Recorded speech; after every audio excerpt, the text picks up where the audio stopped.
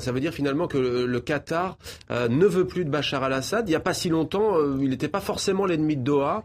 Qu'est-ce qui a fait finalement qu'il y a eu un basculement ? Il y avait des contradictions au niveau effectivement des enjeux énergétiques, puisque le Qatar avait l'idée d'utiliser la Syrie pour faire sortir le gaz pour éviter d'avoir à passer par le détroit d'Ormuz, notamment par les méthaniers qui transitent par le détroit d'Ormuz. Le détroit que menace régulièrement de fermeture l'Iran.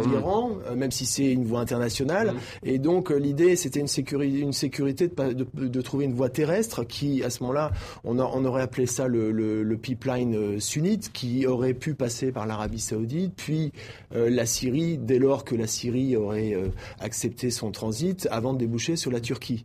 Seulement voilà, les relations avec Bachar el-Assad se sont considérablement détériorées dans le prolongement effectivement du début de l'insurrection, et les Qataris ont soutenu les ennemis déclarés évidemment du régime, en l'occurrence les frères musulmans, et on peut penser que cette variable pétrolière n'est pas indifférente dans le cadre du conflit. Le Qatar aurait armé à hauteur de plus de 3 milliards de dollars les rebelles syriens. Bachar al-Assad, lui, s'est très vite tourné il y a 2-3 ans vers la Russie et Gazprom. Alors, de toute façon, les liens avec la Russie sont anciens de la part de Bachar el-Assad, et donc il ne peut pas faire l'économie non plus de la sauvegarde des intérêts énergétiques russes, en l'occurrence avec Gazprom, effectivement.